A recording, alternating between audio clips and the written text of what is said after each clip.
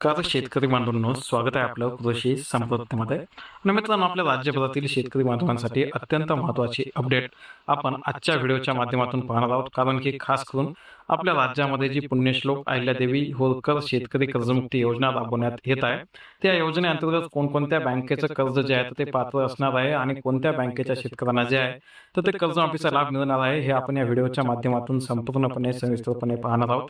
परंतु मित्रांनो, त्या अगोदर जर चॅनलवर नवीन असाल तर ताबडतोब आताच्या आत्ता चॅनलला सबस्क्राईब करून सोबतचं बेल आयकॉन दाबायला मात्र अजिबात विसरू नका. तर यामध्ये सर्वप्रथम जे आहे तर ते आपल्याला ज्या आपल्या राज्यातील राष्ट्रीयकृत बँका आहेत, तर त्या राष्ट्रीयकृत बँका त्यासोबत बँकातून ज्या ज्या शेतकरी बांधवांनी पीक कर्ज घेतलेलं असेल आणि राष्ट्रीयकृत बँकाकडून काही ज्या काही खाजगी बँका आहेत, जसं की आपल्या HDFC बँक असेल, ICICI बँक असेल, अशा ज्या काही खाजगी बँका आहेत आणि त्यानंतर ज्या काही आपल्या राज्यातील महाराष्ट्र ग्रामीण बँक असेल किंवा इतर ग्रामीण बँक असेल, अशा ज्या काही ग्रामीण बँका आहेत आणि त्यासोबत अतिशय महत्त्वाचं म्हणजे की ज्या आपल्या राज्यातील जिल्हा मध्यवर्ती सहकारी बँका आहेत, तर खास करून या राज्यातील आपल्या जिल्हा मध्यवर्ती सहकारी बँका आणि ज्या काही प्राथमिक कृषी पतसंस्था अर्थातच ज्या सोसायट्या आहेत, तर या सर्व बँकांचं जे आहे तर ते जे शेतकऱ्यांनी या बँकांकडून जे काही पीक कर्ज घेतलेलं आहे तर ते सर्व पीक कर्ज या योजनेमध्ये जे आहे तर ते पात्र आहे.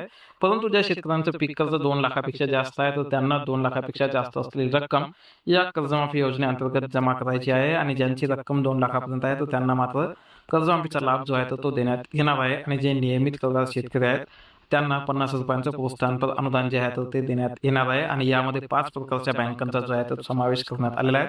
तर या 5 प्रकार कोणत्या आहेत, जे की राष्ट्रीयकृत बँक 1, त्यानंतर खाजगी बँका 2 आणि तिसरी म्हणजे ग्रामीण बँक आणि चौथी अतिशय महत्त्वाची बँक म्हणजे की आपल्या राज्यातील जे काही जिल्हे आहेत तर सर्व जिल्ह्यातील जिल्हा मध्यवर्ती बँका आणि प्राथमिक कृषी पतसंस्था. तर नक्की आपल्याला ही माहिती शेअर करा. धन्यवाद.